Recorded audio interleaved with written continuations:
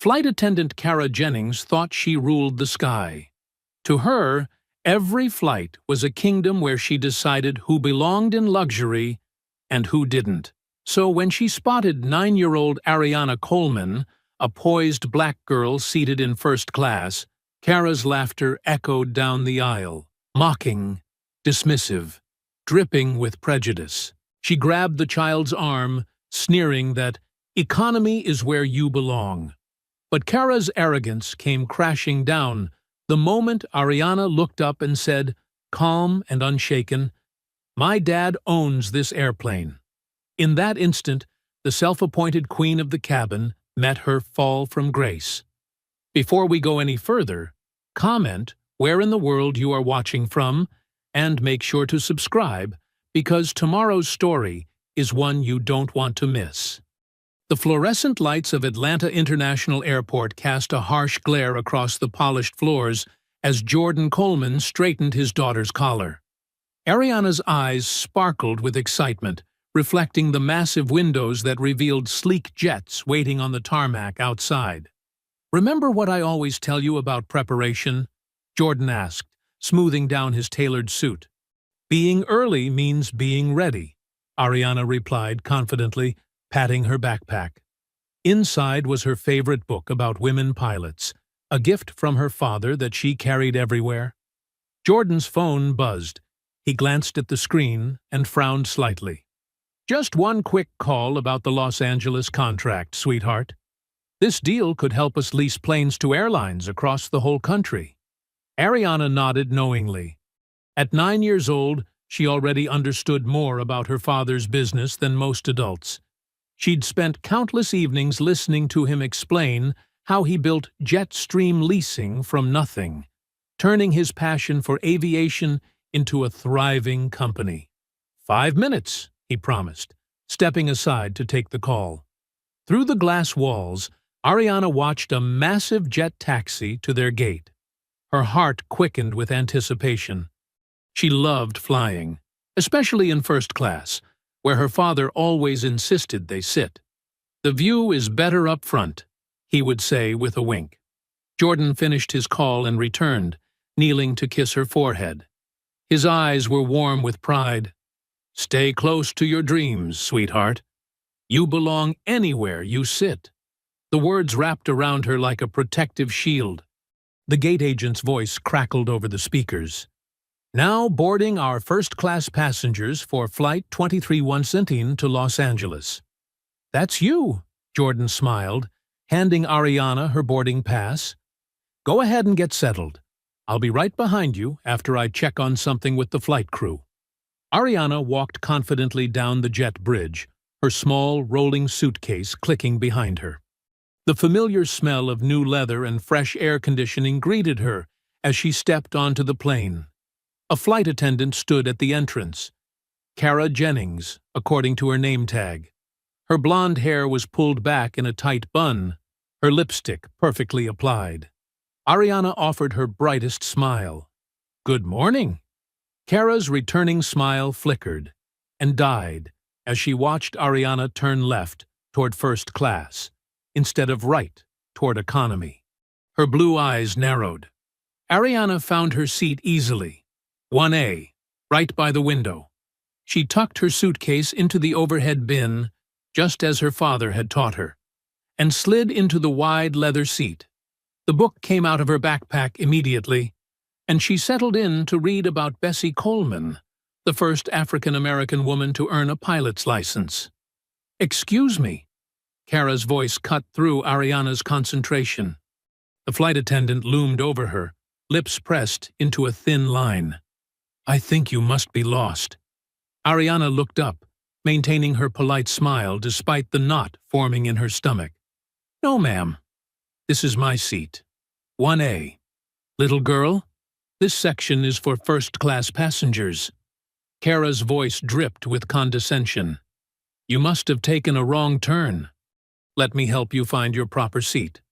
"But I have a first-class ticket," Ariana explained, her voice small but steady. "My father will be here in a minute. He's just—" Kara's laugh cut through the cabin like breaking glass. Several passengers turned to stare. "Oh, sweetie, this isn't a playground. These seats cost thousands of dollars." Ariana's cheeks burned. She'd never felt so small, so unwelcome. She reached for her boarding pass, but Kara was already moving, her manicured hand closing around Ariana's wrist. "Come on now," Kara said, yanking Ariana to her feet. "Let's get you back where you belong." The grip on her wrist was tight, too tight. Ariana stumbled as Kara dragged her up the aisle. Her beloved book slipped from her lap, pages splaying across the floor. Other passengers watched in uncomfortable silence, some averting their eyes, others whispering behind their hands. Tears welled in Ariana's eyes, but she blinked them back furiously. Her father's words echoed in her mind. "You belong anywhere you sit." But right now, with every eye in first class watching her humiliation, those words felt far away. Her lip trembled as Kara continued pulling her toward economy, past rows of judging faces. The flight attendant's fingers dug into her skin, and Ariana bit back a whimper. She'd never felt so alone, so powerless, so obviously unwanted. The murmurs grew louder. "Shouldn't someone say something?" one passenger whispered. "Poor thing must be confused," another replied. But no one moved to help. No one spoke up. They just watched as a 9-year-old girl was forcibly removed from a seat she had every right to occupy. Ariana's small shoes stumbled over her fallen book, its pages now bent and crumpled on the cabin floor. She wanted to pick it up, to clutch it close like a shield, but Kara's grip was relentless. The story of Bessie Coleman, a woman who had fought against prejudice to reach the skies, lay forgotten beneath the feet of passengers who couldn't see past the color of a child's skin. Ariana's feet stumbled beneath her as Kara continued dragging her up the aisle. The flight attendant's fingers dug deeper into her wrist, sending sharp pains up her arm. She tried to plant her feet, but the carpet offered no traction. "Please," Ariana whispered, her voice trembling. "You're hurting me."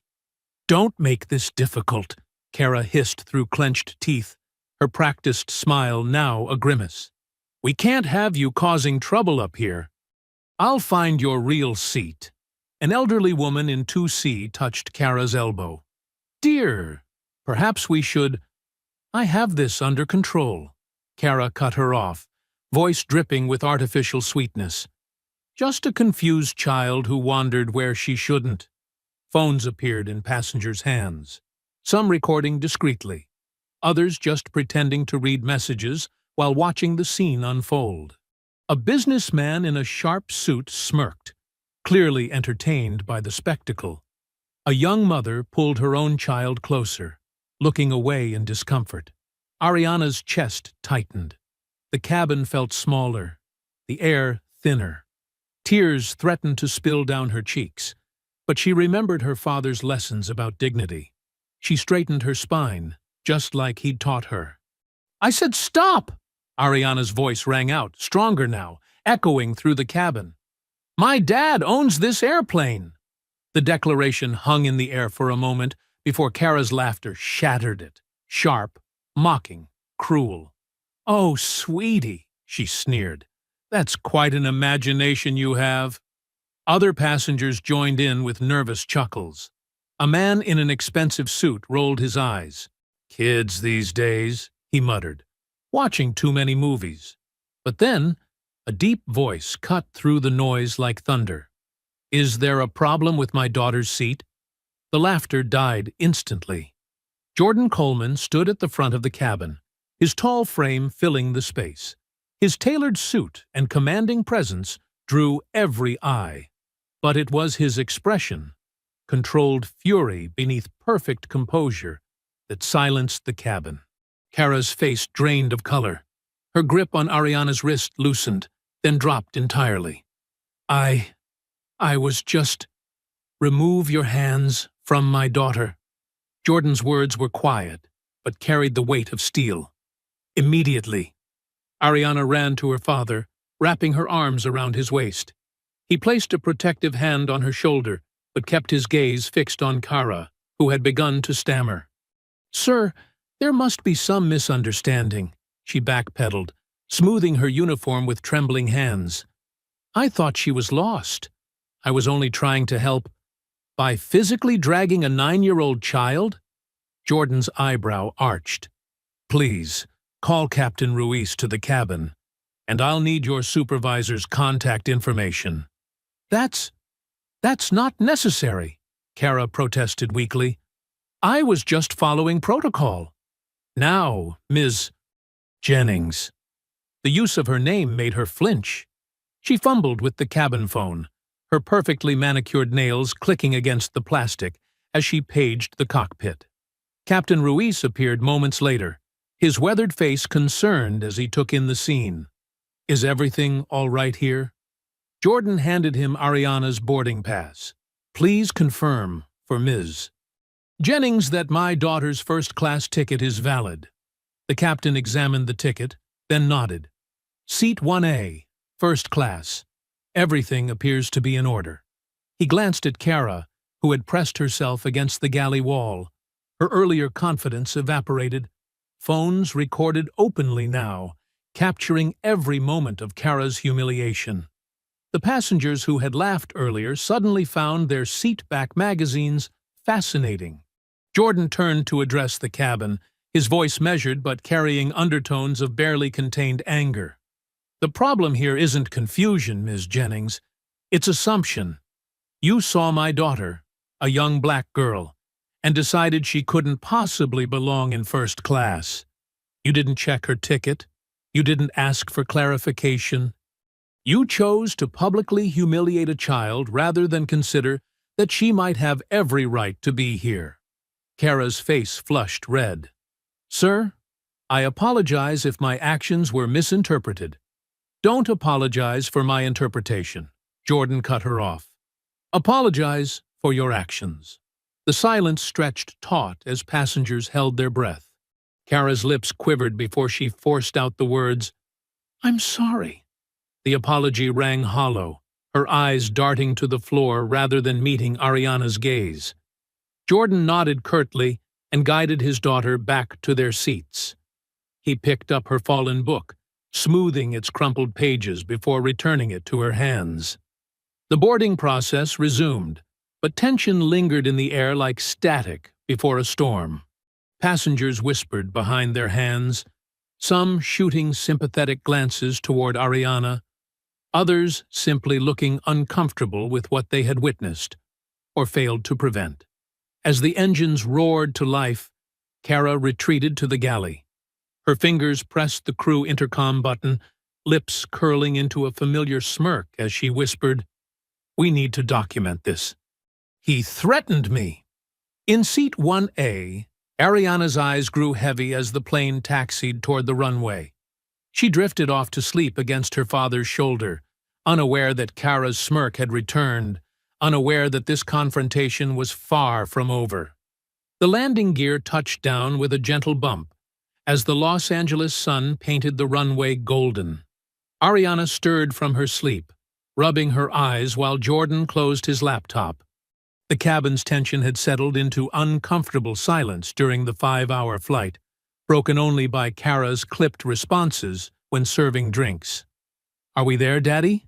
Ariana asked, peering out the window at the palm trees swaying in the distance. "Yes, sweetheart. How about that book? Did you finish it?" Jordan kept his voice light, trying to push the earlier confrontation from both their minds. As passengers gathered their belongings, Kara moved through the cabin with mechanical efficiency, avoiding eye contact with the Colemans. Her earlier bravado had morphed into tight-lipped professionalism, though whispers followed her movements. "That's her," a woman in 3B murmured to her seatmate. "The one who tried to throw out that little girl."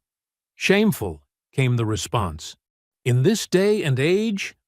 Jordan guided Ariana toward the exit, nodding politely to Captain Ruiz, who stood by the cockpit door. The pilot's expression was apologetic, professional, but tinged with unease. In the jet bridge, Two airline officials waited, a man and woman in crisp corporate attire, their badges identifying them as customer relations managers. Their smiles were practiced, their postures deliberately casual. "Mr. Coleman," the woman stepped forward, extending her hand. "I'm Patricia Martinez. We wanted to personally apologize for any misunderstanding during your flight today." Jordan shook her hand firmly but briefly. "Misunderstanding implies confusion on both sides, Ms. Martinez. What happened was quite clear to everyone present." The male official cleared his throat. "We take these matters very seriously, sir. Rest assured, we'll conduct a thorough review." "What's to review?" Jordan's voice remained measured, mindful of Ariana's presence. "Dozens of passengers recorded the incident. Your flight attendant made assumptions based on my daughter's appearance and acted inappropriately." "Of course," Martinez nodded, her smile never wavering.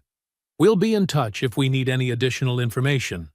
Please enjoy your stay in Los Angeles." The exchange felt rehearsed, sanitized. Jordan led Ariana through the terminal, where curious glances followed them. Several passengers from their flight had already posted videos online. At the hotel, a luxurious suite awaited them at the Beverly Wilshire. While Ariana unpacked her books, Jordan ordered room service and reviewed his presentation for tomorrow's investor meeting. The incident began to feel distant, like turbulence already past, until his email pinged. The subject line grabbed his attention immediately. "Urgent. Internal review. Allegations of employee threat by Mr. Jordan Coleman." Jordan's fingers tightened around his phone as he read, "Dear Mr. Coleman, this notice serves to inform you that Meridian Air employee Kara Jennings has filed a formal complaint regarding your conduct aboard Flight MA2274. Ms. Jennings reports feeling threatened and harassed during your interaction, citing aggressive behavior and intimidation tactics."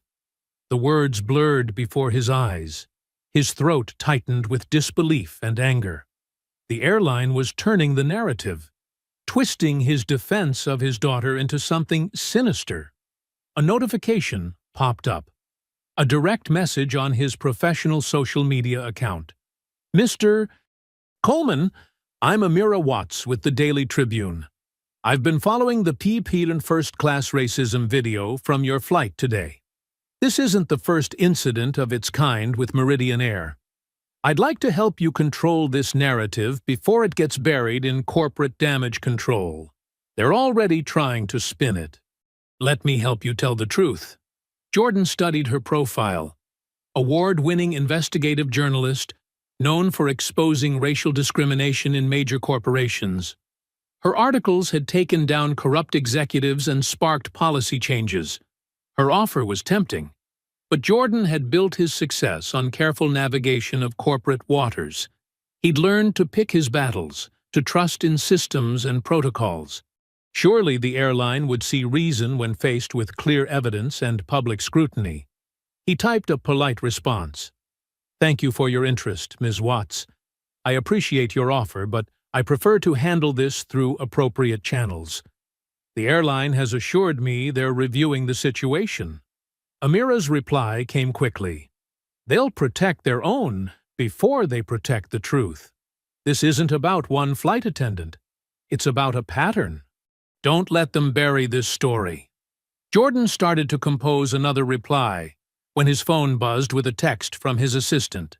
"Sir, our leasing account with Meridian Air was just suspended without cause." He stared at the message, the reality of corporate retaliation sinking in. The room suddenly felt colder. Through the suite's window, he could see planes taking off against the setting sun. Some of them bearing his company's leasing marks, now threatened by his stand against injustice. In the next room, he heard Ariana humming as she arranged her books on the nightstand, blissfully unaware that her father's defense of her dignity might cost him everything he'd built. The laptop screen still showed Amira's warning. Jordan's finger hovered over the delete button, his faith in the system warring with the growing realization that some battles can't be fought through proper channels alone. The morning sun streamed through the hotel suite's windows, casting long shadows across Jordan's desk. He'd been up since dawn, reviewing documents and preparing for his investor presentation. The stress of yesterday's flight incident had followed him into his dreams, but he'd pushed it aside, focusing on the deals ahead. His laptop chimed with a new email. The sender, Sandra Lloyd, Executive VP of Human Resources, Meridian Air. Jordan's jaw tightened as he opened it. Mr. Coleman, your immediate attendance is required for a virtual hearing regarding yesterday's incident aboard flight MA2274. The meeting will commence at 9:00 a.m. PST. Please find the video conference link below. This matter requires urgent attention. Regards, Sandra Lloyd. Jordan checked his watch. 8:45 a.m. The timing felt deliberate, designed to catch him off guard. He glanced at Ariana, who sat cross-legged on the suite's plush sofa, absorbed in morning cartoons. "Katie," he called to his assistant in the adjoining room, "can you watch Ariana for an hour? I have an unexpected meeting." At his desk, Jordan straightened his tie and clicked the conference link. Sandra Lloyd's face filled the screen, elegant, perfectly composed, with eyes that reminded him of Arctic ice. Two other figures joined, Kara Jennings and a man introduced as legal counsel. "Thank you for joining us, Mr. Coleman," Sandra began, her voice carrying the practiced warmth of a snake handler. "We're here to address serious concerns about your conduct during yesterday's flight." Jordan leaned forward. "My conduct? I think you mean—" "Please," Sandra raised a manicured hand. "Let's allow Ms. Jennings to share her experience first." Kara's face appeared larger on screen. Her eyes were red-rimmed, her voice trembling. "I was just doing my job, following security protocols," she began, dabbing at her eyes with a tissue. "Mr. Coleman became aggressive, intimidating me in front of passengers. He used his position as a contractor to threaten my job." Jordan watched in disbelief as tears rolled down Kara's cheeks.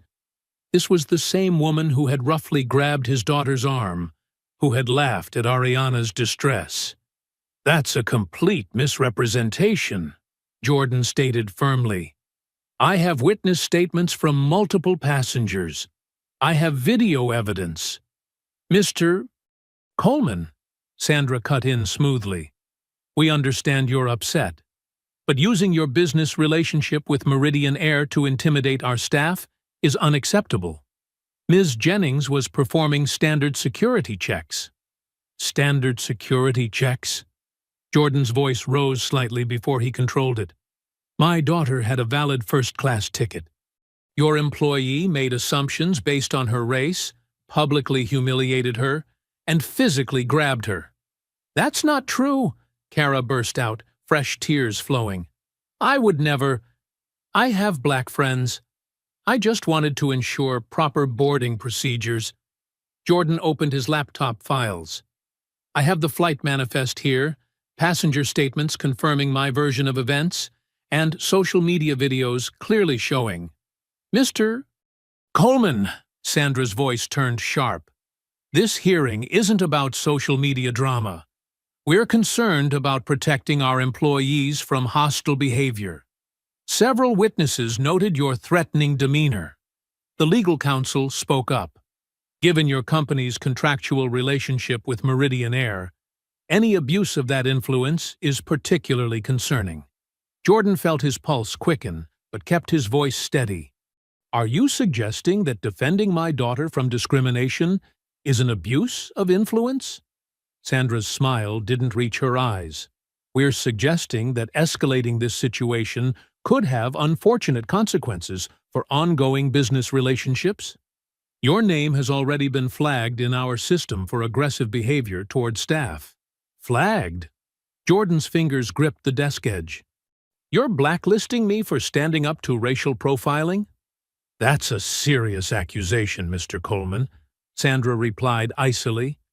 "One that could be damaging to both parties if made public. I'm sure you understand the importance of maintaining professional relationships and professional silence." The threat hung in the air like smoke. Jordan could hear Ariana's cartoon playing in the background, the sound of childhood innocence while adult corruption played out on his screen. "We'll be conducting a full review of all contracts with Jetstream Leasing," the legal counsel added. "Standard procedure when behavioral concerns arise." Jordan looked at their faces. Sandra's calculated calm, Kara's performative distress, the lawyer's bureaucratic detachment. A well-oiled machine designed to crush opposition under the weight of policy and procedure. "I believe we're done here," Jordan said quietly. "You'll be hearing from my attorneys." "That would be unfortunate," Sandra replied, "for everyone involved. Sometimes it's better to let small misunderstandings fade away, for the sake of business and family." The mention of family, the veiled threat against Ariana's future, made Jordan's hand shake as he reached for the laptop lid. Before closing it, he took one last look at Sandra's smug expression and Kara's tear-stained face. The laptop clicked shut. Jordan pushed back from the desk, his hands trembling with suppressed rage. The morning sun still streamed through the windows, but its warmth had vanished. On the sofa, Ariana laughed at her cartoons, the sound both precious and painful. She had no idea that her father's defense of her dignity had unleashed a corporate monster determined to destroy everything he'd built. Evening shadows crept across the hotel suite as Jordan paced, his phone buzzing with urgent messages from business partners.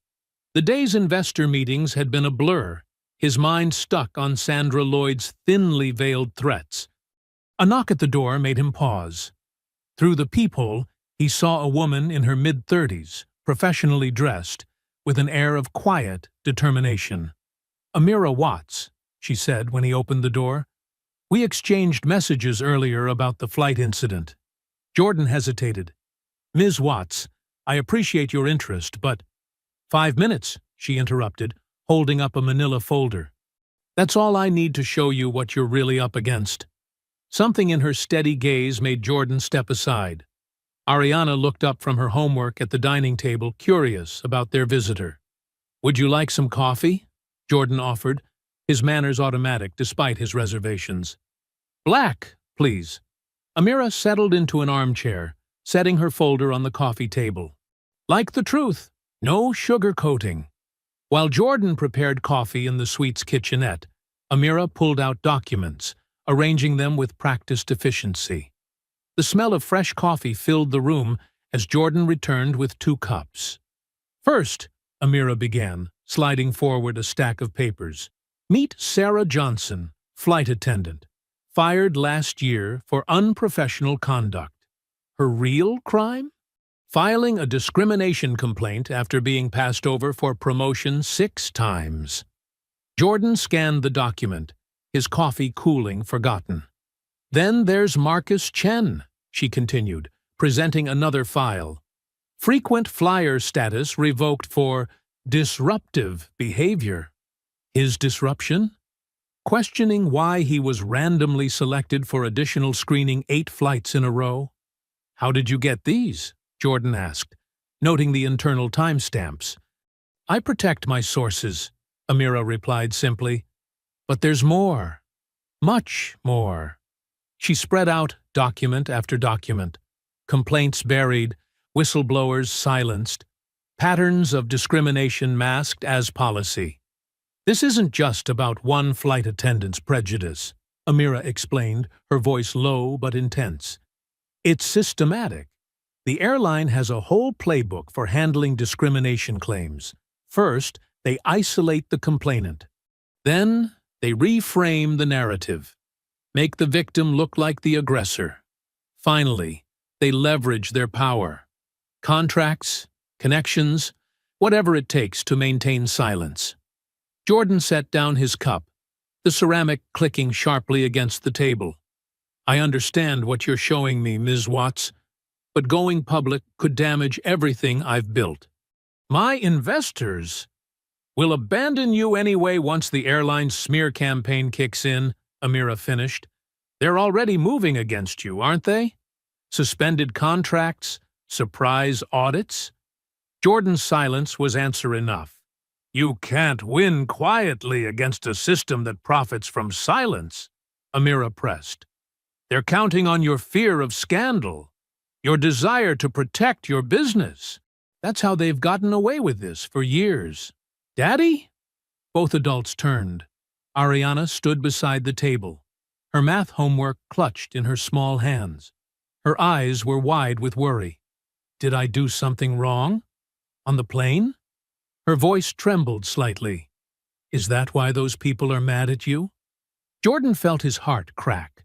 He crossed the room in 3 strides, kneeling before his daughter. No, baby. You did nothing wrong. Nothing at all. But that lady said I wasn't supposed to be there, Ariana persisted. And now you're worried all the time. Jordan pulled her close, feeling her small frame against his chest. Over her head, he met Amira's steady gaze. In that moment, he saw the choice clearly. Stay quiet and let his daughter believe she was somehow wrong, or fight back and show her what standing up for truth really meant. Ms. Watts, he said, still holding Ariana, if we do this, we stick to facts. No embellishment, no manipulation, just truth. Amira nodded, respect flickering in her eyes. Always, truth is the only weapon we need. They spent the next hour outlining a strategy. Ariana returned to her homework, occasionally glancing at their intense discussion. Amira's laptop glowed as she showed Jordan her research methodology, her network of sources, her plans for protecting both his business and his daughter from backlash. We'll need to move fast, she explained, before they can bury more evidence or pressure more witnesses into silence. Jordan agreed, feeling both terrified and relieved to finally take action. As they wrapped up their meeting, his phone buzzed with a new email notification. The sender was anonymous. The subject line read, Final Warning. Jordan opened it, Amira watching closely over his shoulder. The message was brief. Drop your complaint. We know things about your company you wouldn't want leaked. His hands clenched around the phone. The threat was clear. They had gone digging, looking for dirt, real or manufactured. This wasn't just about revenge anymore. Someone had invested serious resources into destroying him. Well, Amira said quietly, looks like we're not the only ones gathering information. She paused, studying Jordan's tense expression. Are you ready for what comes next? Jordan looked at Ariana, still focused on her math problems, her face scrunched in concentration. He thought of her question. Did I do something wrong? And felt steel enter his spine. Yes, he answered. Whatever it takes to make sure my daughter never doubts her worth again. Morning sunlight streamed through the hotel windows as Jordan scrolled through his phone, his coffee going cold beside him. His inbox was exploding. Dozens of reporters wanted comments on breaking allegations about Jetstream Leasing's financial practices. His hands shook as he opened the first link. There, splashed across a major business news site, were internal documents from his company, spreadsheets, contracts, bank statements. But something was wrong. The numbers didn't match his records. This isn't right, he muttered, pulling up his laptop to check against his actual files. These have been changed. Ariana was still asleep in the adjoining room as he dialed Amira's number. She answered on the first ring. I've seen it, she said, before he could speak. Someone's trying to make it look like you've been cooking the books. The timestamps on those documents are suspicious. They've been digitally altered. Jordan ran a hand over his face. How did they even get these files? Our servers are secure. About that, Amira replied, her voice tight with controlled anger. I've been making calls since 5 a.m. One of my sources says Meridian Air hired private investigators last week. They didn't just go after your public records. They hacked your system. "That's illegal," Jordan said, his voice rising. He glanced toward Ariana's room and lowered his tone. "We need proof." "Already working on it. Can you meet me at the Starbucks 2 blocks from your hotel? There's someone you need to talk to." 20 minutes later, Jordan sat in a corner booth across from Amira and a nervous-looking young black man in his late 20s. He wore an ID badge from Meridian Air's IT department, partially hidden under his jacket. "This is Malik Rivers," Amira introduced him. "He's taking an enormous risk by being here." Malik nodded, his eyes darting around the coffee shop. "They don't know I saved copies," he said quietly. "Of everything." "What exactly is everything?" Jordan asked, leaning forward. Malik pulled out a USB drive.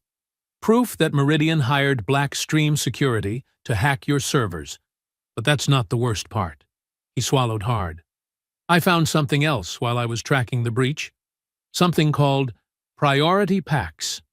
Jordan glanced at Amira, who was already taking notes. "What's priority packs?" "It's a passenger flagging system," Malik explained, his voice barely above a whisper. "Been in place for years. It automatically marks certain passengers for extra scrutiny based on—" He paused, looking sick. "Demographic factors." "You mean race," Amira said flatly. Malik nodded. "Among other things, young black males traveling alone get flagged most often. But it's not just about security checks.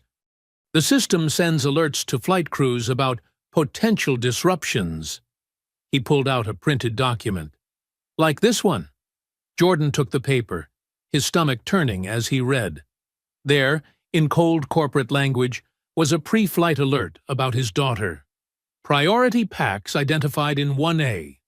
Juvenile female. Demographic code B1. Traveling with high-profile male guardian. Code B1. Monitor for seat compliance and behavior issues." "They marked her before she even got on the plane," Jordan said, his voice hollow. "That flight attendant, Kara, she was waiting for an excuse." "The system is designed to create problems," Malik said. "Flag enough people as risks, treat them with suspicion, and eventually someone reacts. Then they can say, 'See? We were right to watch them.'" "How long have you known about this?" Amira asked. "Too long," Malik admitted, shame crossing his face. "I helped maintain the database. Told myself it was just a job, that someone else would do it if I didn't. But when I saw what happened to your daughter—" He met Jordan's eyes. "I have a niece her age. Couldn't sleep thinking about her facing that someday." Jordan studied the young man, seeing the fear and determination warring in his expression. "You're risking your career." "Maybe," Malik agreed, "but some things matter more than a paycheck." Amira was already reviewing the files on Malik's drive. "This is dynamite," she breathed. "Employee complaints, cover-ups, internal memos about demographic management. They've been systematically discriminating against passengers and employees for years. And retaliating against anyone who speaks up," Malik added. "Like they're trying to do to you now, Mr. Coleman. Those leaked documents? That's standard procedure. They dig until they find something they can use, and if they can't find it, they create it," Jordan finished, thinking of the doctored financial records. His phone buzzed, another reporter asking for comment about allegations of financial impropriety. The story was spreading fast, exactly as the airline planned. "They think this will make me back down," Jordan said, his voice hardening. He looked at the priority packs report again, at the cold classification of his daughter as a potential problem before she'd even spoken a word. Standing, he walked to the window. Los Angeles traffic flowed below, endless streams of people moving through their lives, unaware of the invisible systems marking some of them as less worthy, less welcome. He thought of Ariana's face when Kara grabbed her arm, the confusion and hurt in her eyes. It wasn't just one prejudiced flight attendant. It was policy, programming, deliberate. Jordan turned back to Amira and Malik, his jaw tight with controlled fury. The paper crumpled in his fist as he spoke two words that would change everything. Now it's war. The afternoon sun cast long shadows through the coffee shop windows as Jordan, Amira, and Malik huddled over a laptop in the corner booth. Malik's fingers flew across the keyboard, entering a string of complex passwords.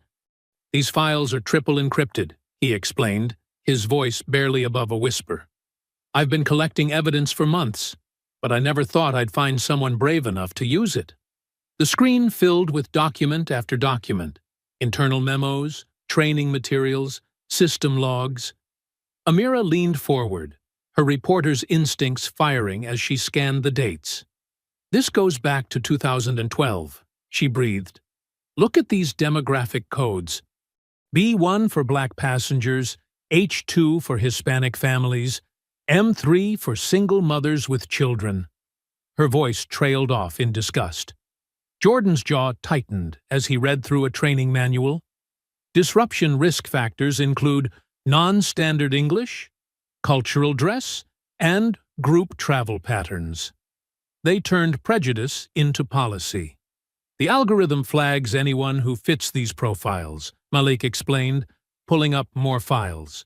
"Then it automatically generates warning notices to the crew. Look at the statistics. Black passengers are 15 times more likely to be reported for seat compliance issues.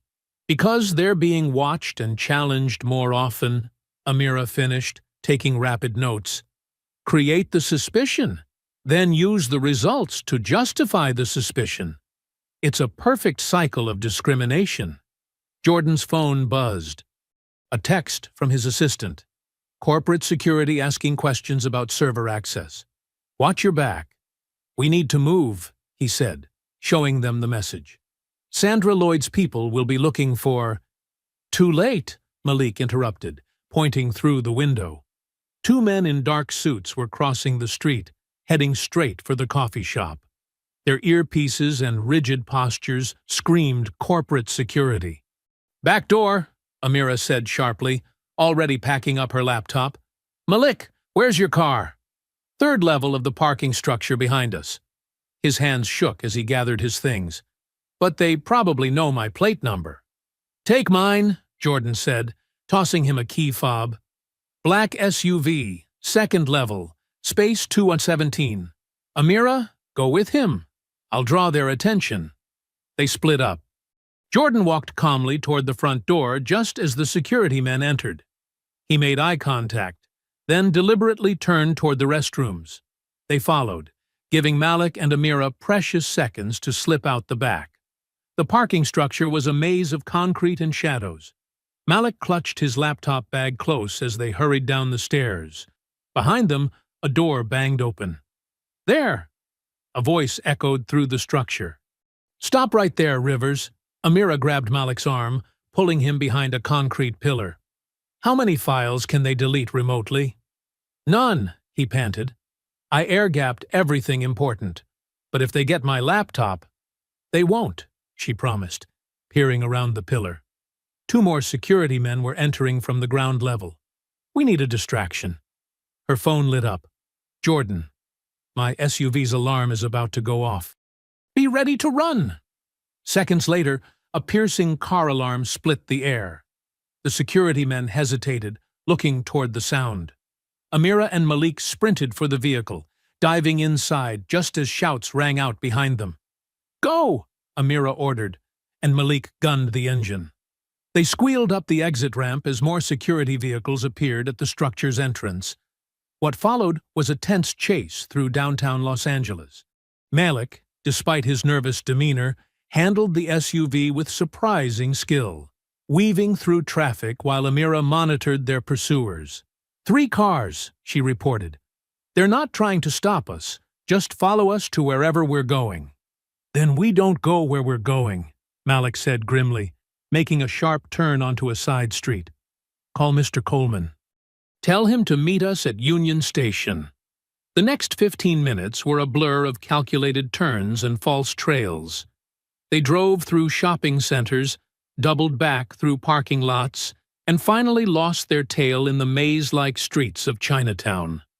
Jordan was waiting at their actual destination, a nondescript apartment building where Amira kept a secure workspace. They hurried inside, checking repeatedly to ensure they hadn't been followed. "Nice driving," Jordan told Malik as they settled into Amira's apartment. "Where'd you learn those moves?" "Racing games," Malik admitted with a small smile. "Never thought they'd be actually useful." Amira was already setting up her equipment, connecting to secure networks, and preparing to upload the files. "We need to get this out before they can spin it. Once the public sees these documents—" Her screen went black. Then red text appeared. "Account suspended for terms of service violation." "They're shutting down my access," she said, fingers flying as she tried alternate accounts. All of them. Every platform. Every backup. Jordan sank into a chair, finally letting out the breath he'd been holding since the coffee shop. "We hit a nerve," he said. "They wouldn't react this strongly if we weren't onto something big." "We've got something bigger than discrimination," Malik added, pulling out his phone. "While I was copying files, I found financial records. The airline's been using the priority pack system to deny compensation claims, void tickets, and force passengers into higher fares. They're not just discriminating, they're profiting from it." Amira stared at her blocked accounts, her expression hardening. "They think they can silence us faster than we can speak," she said. "But they don't know who they're dealing with." Amira's fingers moved swiftly across her backup laptop, uploading the files through a secure network she'd built for whistleblowers. The documents went live at midnight. Spreadsheets, internal memos, training guides, all revealing the airline's systematic discrimination. "It's done," she said, closing the laptop. "Now we wait." They didn't have to wait long. By dawn, social media was ablaze. The leaked documents paired perfectly with the viral video of Kara harassing Ariana. News channels picked up the story, showing the footage alongside infographics explaining the priority pack system. "Airline accused of systemic racial profiling," screamed one headline. "Secret passenger rating system targets minorities," declared another. Jordan watched the coverage spread from his hotel room, his phone buzzing constantly with messages from reporters, business partners, and concerned friends. The hashtag #ChantiTerFlyFair was trending nationwide, with thousands sharing their own stories of discrimination in the air. "Look at this," Amira said, showing him her tablet. "Former employees coming forward. Flight attendants who quit rather than enforce these policies. Ground crew who were told to watch certain passengers more carefully." The airline's stock price began to drop. By mid-morning, they issued their first statement. "Meridian Air takes these allegations seriously. Flight attendant Kara Jennings has been suspended pending a full investigation." But within hours, Sandra Lloyd appeared on major news networks, her face a mask of professional concern. "While we understand Mr. Coleman's frustration, we're deeply troubled by his attempts to weaponize a minor service incident for business advantage." She leaned into the camera, her voice dripping with rehearsed sincerity. "This is a clear case of a disgruntled businessman using identity politics to pressure our airline after failed contract negotiations. The timing of these leaked documents, which we believe to be altered, is highly suspicious." Jordan's phone rang. His largest investor was pulling out. "Too much controversy," they said. His company's stock began to fall too. In Amira's secure apartment, Malik paced nervously. "They're going to come after all of us," he said. "I've already gotten weird calls. Someone asking about my family back in Detroit.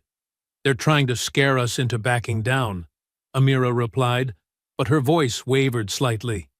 Her email was flooded with death threats. One message included a photo of her leaving her gym that morning. Jordan's security team reported suspicious vehicles following his car. Hotel staff mentioned people asking questions about his room number. He hired additional protection for Ariana's school. Late that afternoon, Malik called in a panic. "My apartment's been ransacked. Everything's torn apart. My backup drives are gone." "Get out of there now," Jordan ordered. "Come to the hotel. We'll figure this out together." But as the day wore on, the pressure mounted. Sandra Lloyd's message was gaining traction in certain media circles. "Why would a successful black businessman cry racism?" one pundit asked. "Isn't he proof the system works?" Jordan's business partners started distancing themselves. Contracts were delayed for review. Banks called about routine audits. The machinery of corporate retaliation was grinding into motion. In his hotel suite that evening, Jordan found Ariana sitting cross-legged on the couch, watching the news. Her face was there, blurred but recognizable, as commentators debated the incident. "Why are they blurring me, Daddy?" she asked, her small voice cutting through his exhaustion. "Like I did something wrong?" "They're supposed to protect children on TV," he explained, sitting beside her.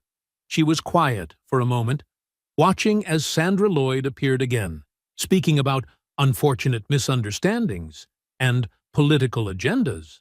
"Are we the bad guys now?" Ariana asked softly, her eyes troubled. "That lady keeps saying we're hurting people." Jordan pulled her close, his heart aching at how this was affecting her.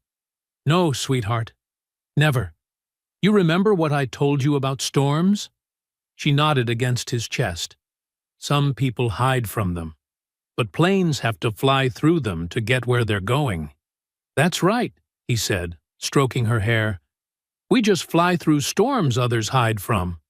And you know what? Storms make us stronger. They show us what we're made of." His phone buzzed. Another threat, another warning, another attempt to make him back down. But holding Ariana, feeling her trust in him, Jordan found his resolve hardening. Amira arrived later with takeout dinner, her usual confidence somewhat shaken. "They've started digging into my past," she said quietly, after Ariana had gone to bed. "Old articles, college papers, anything they can twist." "What about Malik?" Jordan asked. "Safe. I got him to a friend's place upstate. But he's terrified. They're painting him as a disgruntled employee who stole company data." Jordan stared out at the Los Angeles skyline, lights twinkling like fallen stars. "They think if they threaten us enough, we'll go away. That we'll decide it's not worth the cost." "Is it?" Amira asked, not challenging, just honest. Jordan thought of Ariana watching the news, trying to understand why standing up for herself had caused such chaos. "We can't let them win," he said. "Not just for us. For everyone who's ever been told they don't belong in first class, in boardrooms, in positions of power." Amira nodded, pulling up her laptop. "Then let's give them something new to worry about. Those financial records Malik found? I've barely scratched the surface." Outside, thunder rolled across the sky, a storm approaching. But inside, they worked through the night, knowing that sometimes the only way out is through. Jordan stood at the podium, adjusting his tie one last time. The hotel's conference room buzzed with reporters and cameras. Amira had helped arrange this press conference, making sure every major network was present. This was their moment to lay out all the evidence, the discrimination policies, the cover-ups, the threats. Harold Gaines, Jordan's business partner of 15 years, sat in the front row. He'd been oddly quiet these past few days, but Jordan had chalked it up to stress. Now, Harold wouldn't meet his eyes. "Good morning," Jordan began, his voice steady. "3 days ago, my 9-year-old daughter was humiliated on a flight because someone decided she didn't look like she belonged in first class. What we discovered next reveals a pattern of discrimination that goes far beyond one incident." Cameras flashed. Reporters leaned forward. Jordan started presenting the evidence, slide by slide. The priority packs system, the internal memos, The patterns of harassment. But something felt off. The reporters weren't taking notes anymore. Some were looking at their phones, whispering to each other. Jordan saw Amira in the back of the room, frantically waving her tablet. A reporter stood up, interrupting him. "Mr. Coleman, how do you respond to allegations that you've been embezzling funds from your company's veteran pilot pension program?" The room erupted. More reporters jumped in. "Is it true you falsified safety records? Did you use company funds to bribe airline officials? What about the offshore accounts?"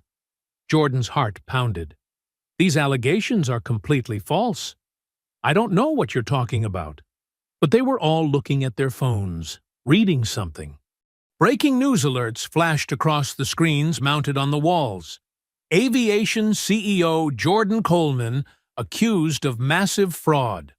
Harold slipped out of his chair and headed for the door. That's when Jordan knew. "The press conference is over," Amira announced, rushing to the podium.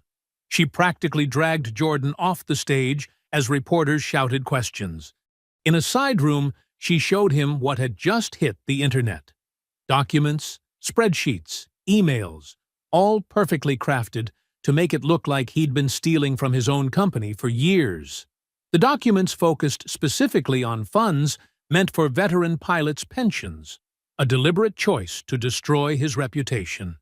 "These are fake," Jordan said, scrolling through them. "But they're built from real internal documents. Only someone with deep access could have—" "Jordan." Amira pointed to the document properties. The last person to edit them, Harold Gaines. Security cameras showed Harold leaving the hotel through a service entrance, getting into a car with airline executives. Within hours, the airline announced they were deeply troubled by these revelations and were cooperating fully with authorities. Jordan's phone exploded with messages. Sponsors canceling contracts, partners backing out of deals, the stock price in freefall. Even supporters of the discrimination case were distancing themselves. "Harold was like a brother to me," Jordan said, his voice hollow. He and Harold had started with nothing, built everything together. 15 years of friendship, trust, partnership, gone. Amira worked her contacts, trying to get ahead of the story. But the airline's PR machine was in full swing. They painted Jordan as a fraud who had attacked them to cover his own crimes. Kara Jennings gave tear-filled interviews about how she'd just been doing her job, protecting passengers from a known fraudster's family. By evening, the damage was catastrophic. Banks froze accounts for investigation. The board of directors called an emergency meeting. Former allies wouldn't take his calls. Jordan sat in his hotel room, watching his life's work crumble on live TV. Ariana was with his sister in a secure location. He couldn't risk her being hounded by reporters. His phone buzzed. A message from Harold. "It's just business, Jordan. Nothing personal. You should have backed down when you had the chance." Fury rose in his throat. He'd given Harold everything: partnership, trust, friendship. They'd celebrated each other's children's birthdays, spent holidays together, helped each other through hard times, and Harold had sold him out for a payoff. Jordan paced the room, mind racing. There had to be a way to prove the documents were fake. But Harold knew everything about their systems, their security, their records. He would have covered his tracks perfectly. A soft knock at the door. Jordan opened it. Empty hallway. But there on the floor, a single sheet of paper. "You don't own this airplane anymore." He crumpled the note in his fist. Through the window, he could see news vans gathering outside the hotel. His phone kept buzzing. More cancellations, more accusations, more betrayals. The empire he'd built from nothing was burning. The truth about the airline's discrimination was buried under an avalanche of lies. His daughter's humiliation had led them here, and now he couldn't even protect her from the fallout. Jordan Coleman, the man who had risen from Detroit's poorest neighborhoods to build a multi-million-dollar aviation company, stood alone in his hotel room, watching decades of work turn to ash. But as he stared at the crumpled note in his hand, something hardened in his chest. They thought this would break him. They thought taking everything would make him quit. They thought wrong. He pulled out his phone and called Amira. "Find Malik," he said. "He's not the only one in their IT department who's seen things. There's always a backup, always a trail. And we're going to find it." The night pressed against the windows, the city lights blurring through his tears of rage. His company might be burning, but from these ashes, justice would rise. They'd just made this personal. The next morning, Jordan sat in his sister's living room, staring at his phone. Another rejection email from investors. Another news alert about his fraud. Another former friend refusing to take his call. The walls were closing in. Ariana watched cartoons on the couch, but he could tell she wasn't really seeing them. She kept glancing his way, those wise eyes taking in more than a 9-year-old should have to understand. "Baby, come here," Jordan said softly. She came and climbed into his lap, something she hadn't done in years. She was getting so tall, so grown up. He'd worked so hard to give her everything, to show her that dreams had no ceiling, that determination could overcome any obstacle. "I'm sorry," he whispered, his voice cracking. "I'm so sorry I brought all this chaos into your life." "Why are you sorry?" Ariana asked, touching his cheek. "You didn't do anything wrong. I wanted to protect you, to make things right. But now—" His voice failed him. The tears he'd been holding back for days finally broke free. "Now, everything's falling apart. The company I built, all our dreams, they're taking it all away." Ariana wrapped her small arms around his neck. "Remember when I was scared to jump in the deep end at the pool?" Jordan nodded, wiping his eyes. "You told me being brave doesn't mean not being scared. It means doing the right thing even when you're scared. I did say that, didn't I? And you told me something else, too." Ariana sat up straight, her eyes bright and determined. "You told me the truth always flies higher." Jordan stared at his daughter, those words hitting him like a physical force. He had told her that, the day she'd asked why some kids at school told lies about others. He'd explained that lies might seem easier, might seem to win for a while, but truth had stronger wings. "When did you get so wise?" he asked, managing a smile. "I learned from you, Daddy." She touched his wet cheek again. "Don't let them make you cry. We're not wrong. They are." A knock at the door made them both jump. Jordan's sister answered it. It was Amira, looking both exhausted and energized. "Jordan," she said, bursting in. "We've got something." She pulled up a chair, speaking quietly so Ariana wouldn't hear every detail. "Malik came through. Before he left the IT department, he made one backup of the surveillance footage from that flight. The whole thing, including what happened after you and Ariana got off." Jordan sat up straighter. "What do you mean?" "The cameras kept rolling. They caught Kara going straight to the crew area, calling Sandra Lloyd. They caught the whole conversation about how to handle you. And here's the best part. Sandra explicitly ordered them to delete all footage and correspondence about the incident. Can we prove it's real? They'll claim it's doctored." Amira pulled out a flash drive. "That's the beauty of it. Malik didn't just copy the video, he copied the entire metadata trail. Timestamps, camera IDs, system logs. It's impossible to fake that level of detail. Plus, he included other incidents he'd archived. 6 more cases of discrimination, all with the same pattern." Jordan stared at the tiny drive in his palm. Everything they needed, proof not just of one incident, but of a systematic pattern of discrimination and cover-ups. "If this is real," he said slowly, "we end it publicly." Amira nodded. "Live. No edits. No chance for them to spin it or bury it. They'll try to stop us. They might even try to arrest me on those fraud charges. That's why we do it where they least expect it." Amira leaned forward. "The airline's shareholder meeting is tomorrow. Sandra Lloyd is giving a presentation on corporate culture and values. Every major investor will be there. And thanks to your company's stake in their leasing program, you still have a right to attend." Jordan looked at Ariana, still watching them curiously from the couch. Everything he'd built, everything he'd dreamed of, it had all been for her, to show her that integrity mattered, that justice was worth fighting for, that truth, in the end, would always fly higher. "We'll need help," he said. "Technical support to bypass their security.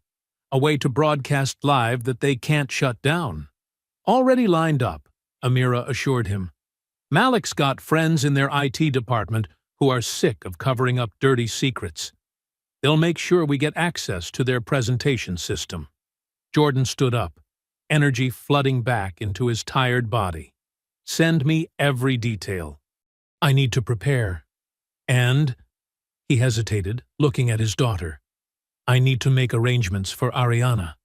This could get ugly." "Let me stay with you," Ariana said suddenly. They turned, surprised she'd been listening. "Please, Daddy. I'm not scared." Jordan knelt beside her. "Baby, tomorrow might be dangerous. These people—" "You said truth flies higher," she interrupted, her chin set stubbornly. "I want to see it fly." Jordan looked at Amira, who shrugged. "She's got a point. Besides, seeing her there might remind people what this is really about." The flash drive felt warm in Jordan's palm, heavy with the weight of truth and consequences.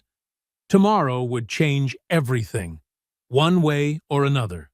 But looking at his daughter's determined face, he knew they'd already won the most important battle. They'd chosen truth over fear, justice over silence. As evening settled over Los Angeles, Jordan sat in Amira's car outside Meridian Air's maintenance facility.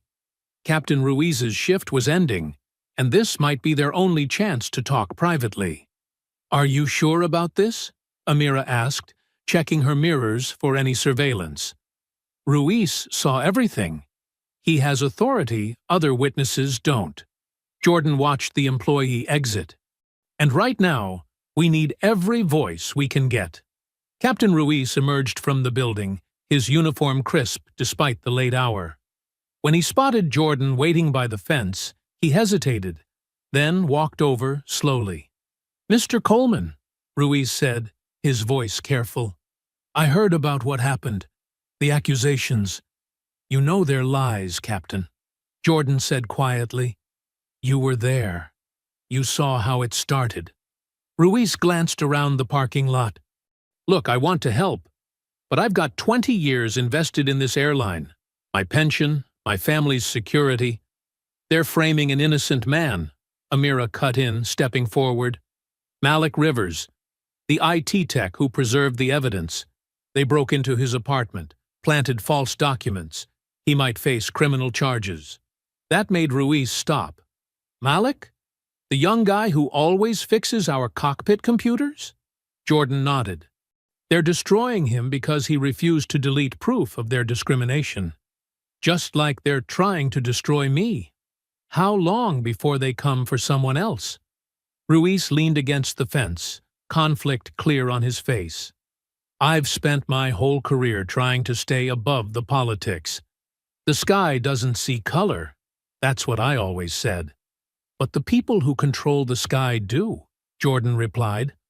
"You know that better than most.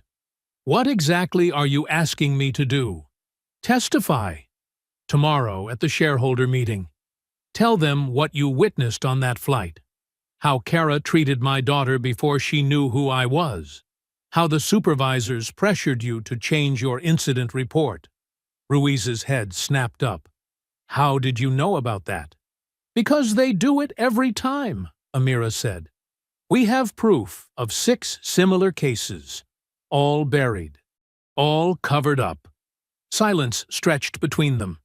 In the distance, a plane roared overhead, its lights cutting through the darkening sky.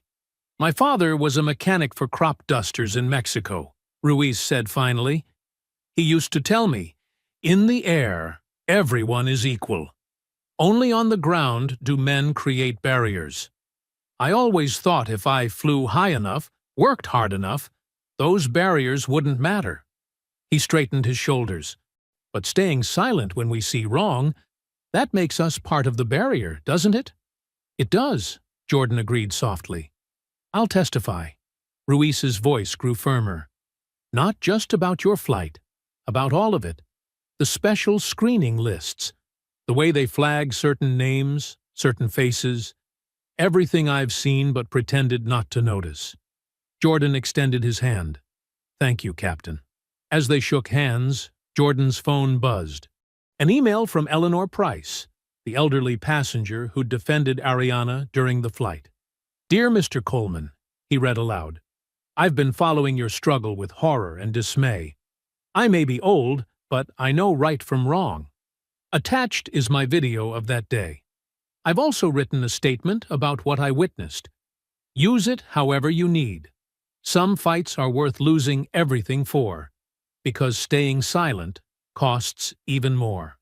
With you in spirit, Eleanor Price." The video attachment showed Kara's behavior from yet another angle, capturing details they hadn't seen before. The casual cruelty in her smile, the way other crew members turned away, unwilling to intervene. "Perfect timing," Amira said. "Eleanor Price gives us exactly what we need. A respected white witness with nothing to gain. They can't dismiss her as having an agenda." They drove to Amira's studio across town. The small office space had been transformed into a command center, with computers, cameras, and backup power supplies filling every surface. Malik was already there, his fingers flying over keyboards as he tested their broadcast setup. "Security protocols are ready," he reported. "Once we go live, they won't be able to shut us down without cutting their whole network." Jordan uploaded Eleanor's video, adding it to their evidence folder.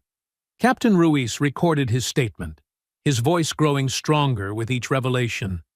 The truth was assembling itself, piece by damning piece. Ariana sat in the corner, doing homework, but clearly listening to everything. She looked up as Jordan passed. "Are you scared, Daddy?" He knelt beside her. "A little. But you taught me something about being brave, remember?" She smiled. "Doing the right thing, even when you're scared." "Exactly." He kissed her forehead. "And tomorrow, we're going to fly higher than they ever imagined." Through the studio windows, they could see news vans starting to gather. Word had leaked that something big was coming. Reporters paced the sidewalk, phones pressed to their ears, hungry for the story that was about to break. Amira checked their streaming setup one last time. All systems ready. Backup channels confirmed. Social media teams on standby. Jordan watched the final evidence uploads complete. Documents, videos, testimonies, the full weight of truth assembled in digital form, ready to shatter the walls of silence Meridian Air had built. Captain Ruiz stood at the window, still in his uniform, watching more media arrive. "In all my years of flying," he said quietly, "I've never seen a storm quite like the one we're about to fly into." "Good thing we've got an experienced pilot on our side, then," Jordan replied. The studio lights blazed as Jordan sat before the camera, his posture straight but relaxed. Years of boardroom presentations had taught him the power of calm authority. Amira counted down silently with her fingers. 3, 2, 1. "Good evening," Jordan began, his voice steady. "My name is Jordan Coleman. 2 weeks ago, my 9-year-old daughter was assaulted on a Meridian Air flight because of the color of her skin. What followed was a systematic attempt to silence us, bury the truth, and destroy my company. Tonight, that silence ends." Behind him, screens displayed documentation, each piece appearing as he spoke. First, Let me show you what really happened that day. The initial video played. Passenger footage showing Kara Jennings grabbing Ariana's wrist, dragging her from her seat. The sound of his daughter's frightened voice filled the studio. "Please stop! You're hurting me!" Ms. Jennings claimed she was following protocol. Jordan continued, "But watch what happens when I appear." The footage showed Kara's transformation, from aggressive authority to stammering apologies. Now, most companies would have addressed this immediately. Instead, Meridian Air chose retaliation. He displayed the internal emails, Sandra Lloyd's threats, the falsified complaints. They didn't just target me. They targeted everyone who dared to speak up. Malik's evidence appeared next, the infamous Priority Packs database. Names, faces, racial profiles, all categorized as potential disruption risks. This system, Jordan explained, has been used to discriminate against thousands of passengers. But don't take my word for it. Listen to Captain Miguel Ruiz. The screen shifted to Ruiz's testimony. His uniform gleamed under the lights as he detailed years of witnessed discrimination, altered reports, and systemic racism. "I stayed silent too long," Ruiz admitted. "We all did." Social media counters in the corner showed viewing numbers exploding, hashtags trending. The truth was taking flight. Then came Eleanor Price's footage, a new angle showing Kara's sneering face, the deliberate humiliation in her actions. The elderly passenger's statement followed. "I've lived through segregation. I recognize its modern face. What happened to that little girl was evil wrapped in policy." Jordan leaned forward slightly. "But the most damning evidence was supposed to be destroyed. Thanks to one brave IT technician, it wasn't." The final video began playing. The aircraft's security footage showed crystal-clear audio. "Kara, that little Negro girl doesn't belong up here. I don't care who her daddy is." Sandra Lloyd's voice, sharp and clear. "Handle this quietly. We can't lose another contract to that man. Delete this footage immediately." The studio fell silent. On their monitoring screens, social media exploded. News alerts popped up everywhere. Phone lines blazed with incoming calls. "This isn't just about one flight," Jordan continued. "This is about a system that profits from prejudice, that punishes those who speak up, that teaches children they don't belong in certain seats because of their skin color." Live feeds showed crowds gathering outside Meridian Air's headquarters. Reporters swarmed the entrance. Inside their studio, phones rang constantly. A technician passed Amira a note. She held it up for Jordan. "Kara Jennings is live on Channel 4 trying to respond." They patched in the feed. Kara sat in a news studio, mascara running as she tried to defend herself. "I was just doing my job. They're twisting everything." Her voice cracked. "I'm not racist. I have black friends." The feed cut off as Kara broke down completely, falling out of her chair. Another alert. Sandra Lloyd's office was empty. Her assistant reported she'd left suddenly, deleting files from her computer. Jordan turned back to the camera. His voice grew softer but more powerful. "To every parent who's had to teach their child about prejudice too early. To every person who's been told they don't belong. To every worker who's stayed silent out of fear. This moment is for you." The viewer count passed 1 million. Then 2. Messages flooded in from around the world. "My daughter Ariana taught me something profound," Jordan continued. "She said, 'Truth always flies higher.' Today, we prove her right." He paused, letting the silence hold weight. No child should ever have to prove they belong in the sky.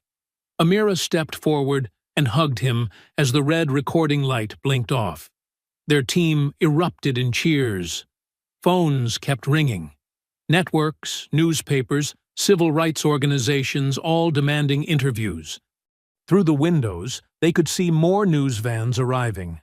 Satellite trucks lined the street. The story wasn't just flying, it was soaring. In the corner, Ariana looked up from her homework, a small smile on her face. She'd watched the whole broadcast quietly, understanding more than anyone realized. Now, she walked over and took her father's hand. The truth had taken flight, and nothing could shoot it down. The congressional hearing room hummed with tension. Cameras clicked as Senator Martinez addressed the packed chamber. Today, we examine systemic discrimination in the aviation industry, specifically the disturbing practices at Meridian Air. Kara Jennings sat alone at the witness table, her designer suit unable to mask her nervousness.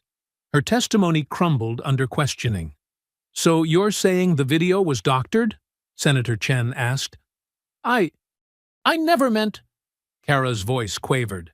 "It was company policy to monitor certain situations." "You mean racial profiling?" Senator Martinez pressed. Kara's lawyer whispered urgently in her ear, but the damage was done. By day's end, Meridian Air announced her termination. News cameras caught her fleeing the building, shielded her face with a designer handbag as reporters shouted questions. The next day, Sandra Lloyd faced the committee. Her usual corporate polish had cracked. Dark circles showed through heavy makeup as she read from prepared statements. "Ms. Lloyd," Senator Martinez interrupted, "please explain this email where you ordered the deletion of security footage." Sandra's hands trembled. "I was protecting proprietary—" "You were covering up racial discrimination," the senator corrected. "Did these orders come from above?" Sandra glanced at her lawyer, then cracked. "The CEO approved all priority PACS protocols. It was considered essential to our profit metrics." The revelation sent shockwaves through the industry. Within hours, Meridian Air's stock plunged. The CEO resigned that evening, his statement citing personal reasons. Malik Rivers testified next, surrounded by federal marshals. His quiet dignity commanded attention as he detailed years of systematic discrimination. "I couldn't stay silent anymore," he explained. "Not after seeing what they did to that little girl." The committee arranged witness protection for Malik, acknowledging threats against his life. Major tech companies immediately offered him prestigious positions, impressed by his moral courage. Jordan watched it all from his office, where reporters camped outside daily. His phone buzzed constantly with messages of support. Civil rights organizations requested speaking engagements. Airline's competitors reached out with contract offers. The vindication felt hollow until Ariana hugged him that evening. "You did it, Daddy," she whispered. "You made them see the truth." Meridian Air's board called an emergency meeting. Their statement admitted institutional failures and offered Jordan a formal apology, plus generous compensation. He declined via public letter.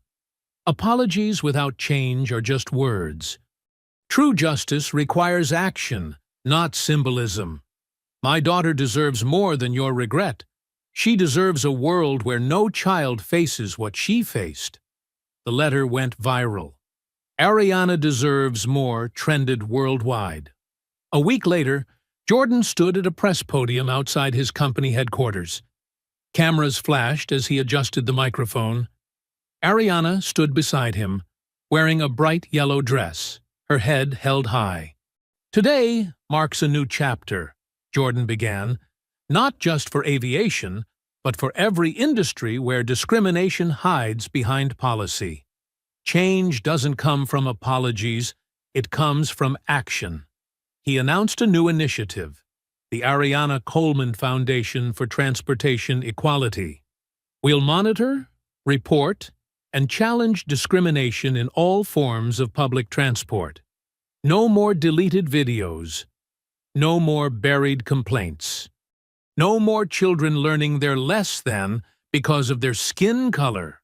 The crowd erupted in cheers. Someone started chanting, Ariana! Ariana! The chant spread like waves. Reporters joined in. Even the security guards nodded along. Ariana squeezed her father's hand, smiling shyly at the crowd. Jordan watched his daughter's face light up, remembering her tears on that first flight. Now she stood tall, her presence commanding respect without asking for it. "The sky belongs to everyone," Jordan continued over the chants. "First class, economy, cockpit, or cabin. Merit and dignity know no color. We'll make sure of that." More voices joined the chanting. Signs appeared in the crowd. "Fly fair! Ariana's Army! Equal skies for all." Former Meridian employees stepped forward, sharing their own stories of discrimination. Each testimony strengthened the movement. Each voice added power to the change.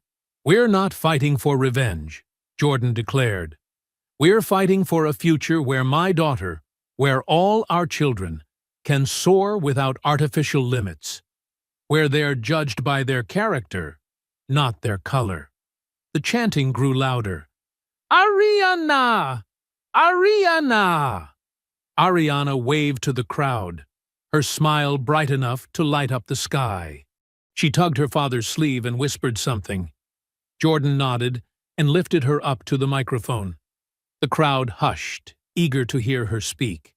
This 9-year-old girl who'd sparked a movement, who'd faced discrimination with dignity beyond her years, who'd taught corporate giants about humanity. The chanting continued softly, a rhythm of hope and change. "Ariana! Ariana!" She stood there, hands still clasped in her father's, facing a future where truth had indeed flown higher than lies, where justice had grown wings, where her name had become a symbol of something larger than one flight, one incident, one moment of prejudice. The crowd kept chanting, their voices rising like aircraft taking flight. "Ariana! Ariana!" 6 months later, the gleaming hangar buzzed with anticipation. Morning sunlight streamed through the massive windows, catching the fresh paint of a Boeing 787 Dreamliner. Workers in navy blue jumpsuits moved with purpose, preparing for the unveiling ceremony. Jordan stood back, taking in the scene. The jet's white body shone like a blank canvas, waiting for its final touch. Beside him, Ariana bounced on her toes, paintbrush clutched in her small hand. "Ready, sweetheart?" Jordan asked, his voice soft with pride. Amira Watts approached, tablet in hand, her press badge catching the light. As communications director for Ariana's Wings, she transformed from investigative journalist to storyteller of hope. "The media's assembled outside," she reported. "And you'll love this. 300 scholarship applications came in just this morning." She smiled at Ariana. "Looks like you've inspired quite a few dreams." Malik Rivers emerged from his new command center, where state-of-the-art systems protected the initiative from any potential corporate sabotage. His quiet demeanor had given way to confident leadership. "Security systems are green," he announced, "and the live stream is ready whenever you are." The hangar doors began to roll open, revealing a crowd of reporters, aviation industry representatives, and, most importantly, families. Dozens of children from underrepresented communities, all dreaming of careers in aviation, waited with their parents. Jordan adjusted his tie, remembering the long journey here. After the congressional hearings, he'd invested his settlement money and corporate partnerships into something bigger than revenge. Ariana's Wings wasn't just an airline, it was a promise. The program offered full scholarships for pilot training, aerospace engineering degrees, and aviation management courses. Every recipient got mentorship, internships, and guaranteed job placement. The only requirement: pay it forward by mentoring the next generation. "Time for the finishing touch," Jordan said, guiding Ariana toward the hydraulic lift. As they rose alongside the aircraft's gleaming fuselage, Workers below rolled out guidelines for the special paint job. This wasn't just any corporate logo. It was Ariana's own design, practiced for weeks in her sketchbook. "Remember," Jordan whispered, "steady strokes, just like we practiced." Ariana nodded, her face set with determination. She dipped her brush into the deep blue paint. The first stroke was tentative, but each one after grew more confident. Letters began to take shape, flowing like wind currents. Below, Amira directed camera crews to capture every moment. This wasn't about publicity. It was about documenting change, about showing other children that dreams have no boundaries. Malik monitored everything from his station, but his usual vigilance had softened into wonder. He'd helped expose corruption. Now he was helping build something pure. The crowd watched in respectful silence as Ariana worked. Parents lifted their children for better views. Young faces pressed against the hangar's safety barriers, eyes wide with possibility. Jordan steadied the lift as Ariana moved along the fuselage.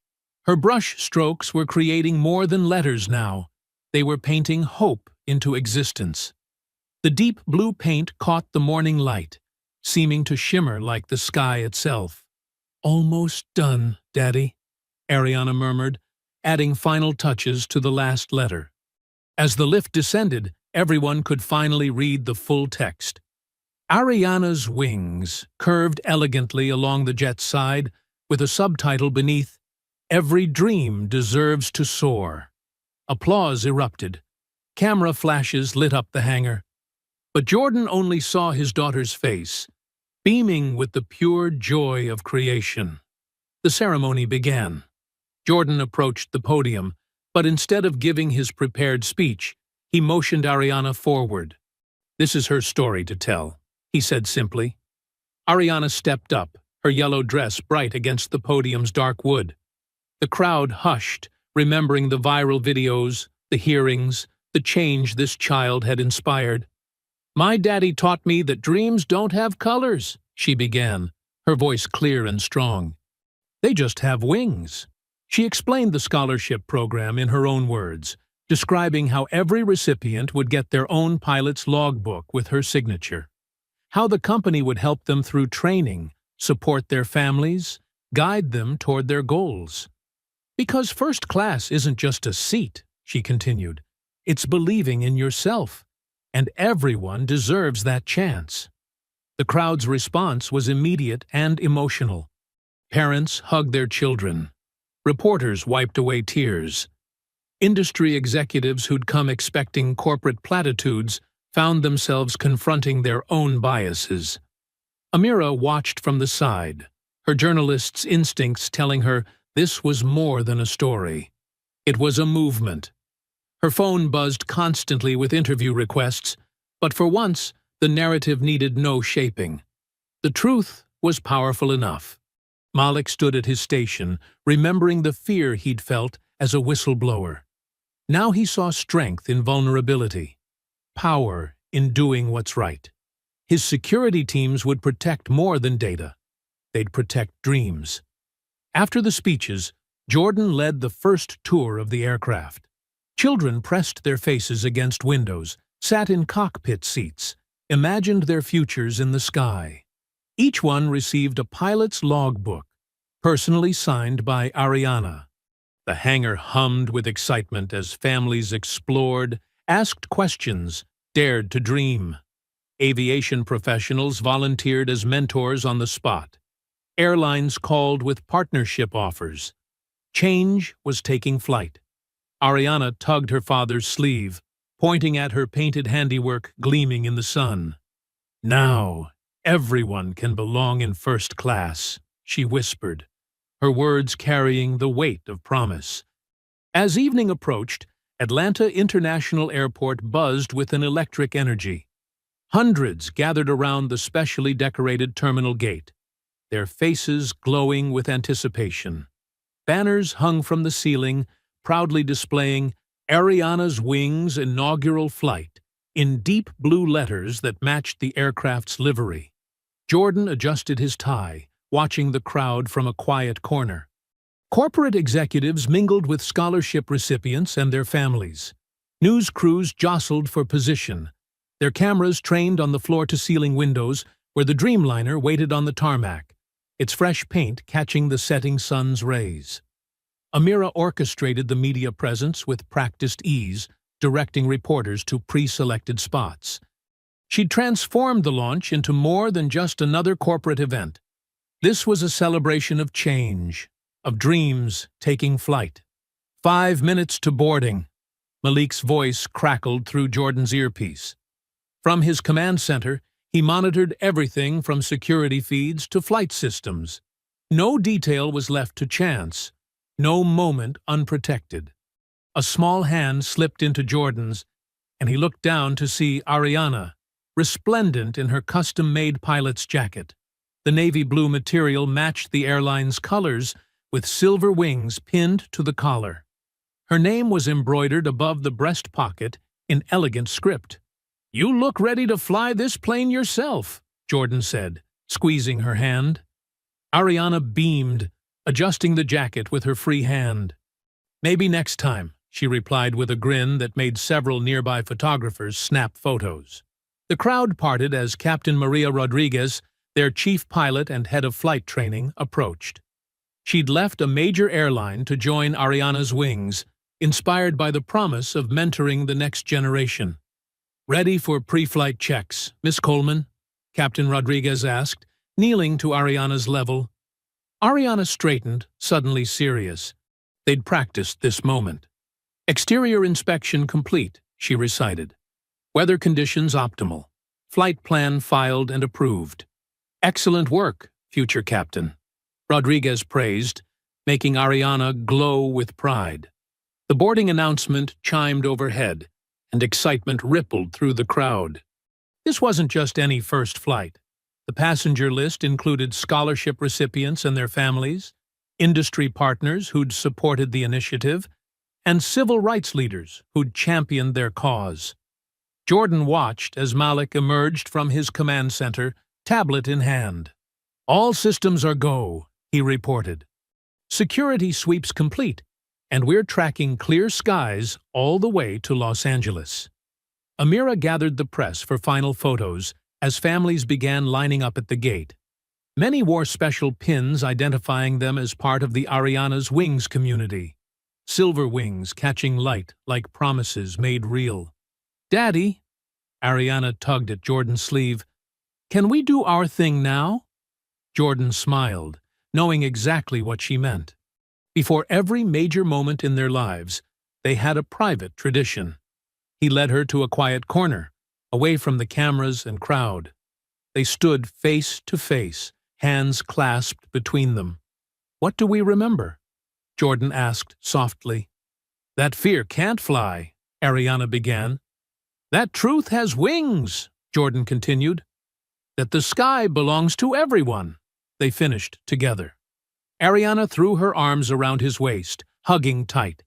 Jordan held her close, breathing in the moment. 6 months ago, they'd stood in another airport, facing discrimination and hate. Now they stood in triumph, not just for themselves, but for everyone who'd ever been told they didn't belong. The final boarding call echoed through the terminal. Jordan straightened Ariana's jacket one last time, brushing invisible dust from her shoulders. "Ready to make history, sweetheart?" She nodded, shoulders back, chin high. Together, they walked to the gate where Captain Rodriguez waited.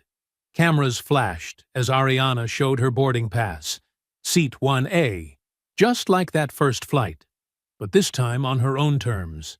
The jet bridge stretched before them like a path to the future. Jordan walked Ariana to the aircraft door, where the flight crew waited with warm smiles. Each one wore a special badge with Ariana's Wings logo, marking them as part of this new chapter in aviation history.